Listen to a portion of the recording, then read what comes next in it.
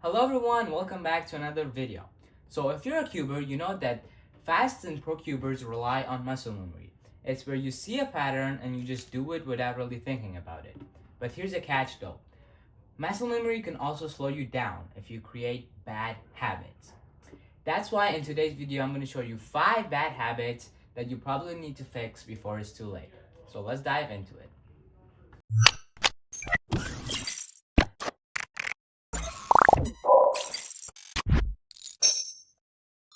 So let's start with number 1, doing unnecessary filler moves.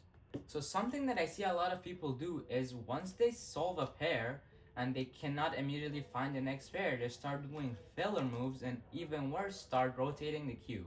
So if this becomes a habit, you're never gonna develop your look ahead to actually look for pairs in spots that you don't expect them to be. Now, something that you might do as well is just taking out random pieces when you don't immediately know what to do.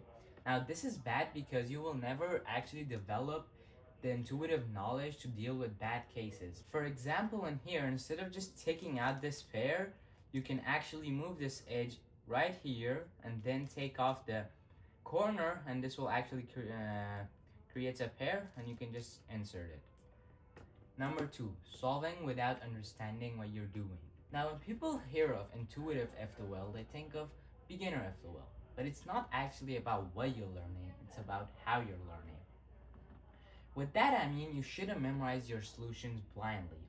Now, if you look at this case and think of this algorithm and just do it, yes, eventually you will get good, but the problem is you're not building an intuitive understanding of F2L cases. For example, if I look at this case, I know that if I put the corn over here, I can hide it, and then I can bring the edge over here, and then I can just create these simple insert, and I just insert the pair. There's a couple of benefits for understanding your F2L. First of all, you will not look like an idiot when you're trying to explain what you're doing. You won't be like, yeah, just use this algorithm for this F2L. Then people will be like, wait, are you just memorizing your algorithms? another advantage is we can apply our knowledge that we learn from a pair to different cases. For example, if we know how to do this case where you push the edge to the corner, we would also know how to do this case because intuitively you would just know that you can just hide the corner and bring the edge next to the corner and then just do the insert. Number 3, over relying on right hand. One big reason that Iheng Wang is the best cuber in the world right now is because he's completely on the backstress during his F2Ls. Now with the right habits, you can do this too without any efforts. Now most of the tutorials out there rely on solving a case in the front right slot. While this is okay for a starting point, it's really important to understand that you can mirror every single case to the left side. For example, a pretty common way of solving this is putting the edge over here, doing a sledgehammer, and then solving the pair. And you can do the same thing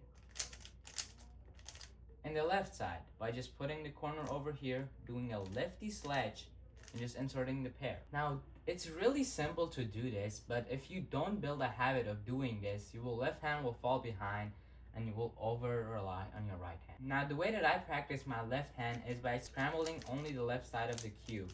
Now, this will force you to use your left hand. For example, this case that I got right here, I can just use my left hand. More like I have to use my left hand. For this case, the same thing in this case, I gotta use my left hand for the other case too. Just remember while you're practicing your left hand, try not to rotate the cube because if you rotate, you're just gonna use your right hand again. So try not to rotate while you're practicing with your left hand. Number 4, learning too many F2L tricks too early. Now every cuber goes through a phase where they're hunting for F2L tricks. Some clever ones with wide moves and F moves to avoid rotation. But here's the thing though, most of them don't really make you faster. Now even Iheng Wang solves most of his cases with simple, intuitive, and mostly 2-gen solutions. His speed comes from mastering the fundamentals, not from fancy tricks. Now another bad thing about complex F2L tricks, it makes your look ahead much harder. For example, if you look at this case, you can see that the edges is a bad edge and you have to rotate to solve it. But for the corner in front of you, you can do this to solve it. Now let me show you how bad this is for your look ahead. Now this solution flips this edge, this edge, this edge, and this edge. This is gonna make your look ahead much harder. Intuitively, if you just rotate and do a simple 2-gen solution, none of the edges is gonna flip and it's gonna be much easier to look ahead for your OLL.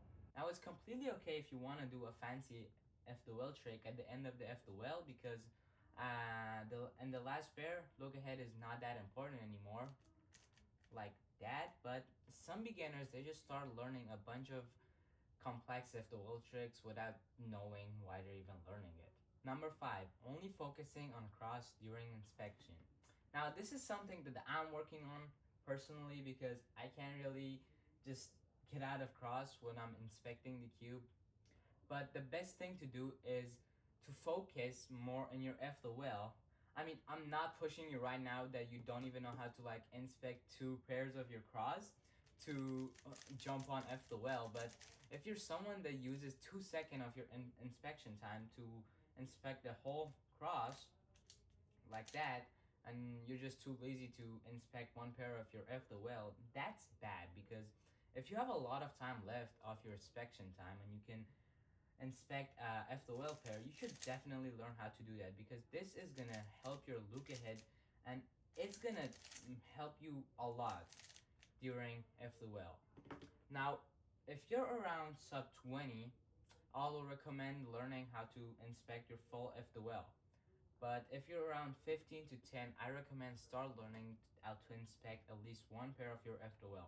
This is gonna help you a lot. Trust me on this one. If you learn how to do this, I'm working on it and I'm like, when sometimes I have a easy F2L and I inspect 2 or 1 pair of my F2L, I usually get like 8-second or 9-second solves because this is gonna really help you with your look ahead and drop a lot of time of your usual times.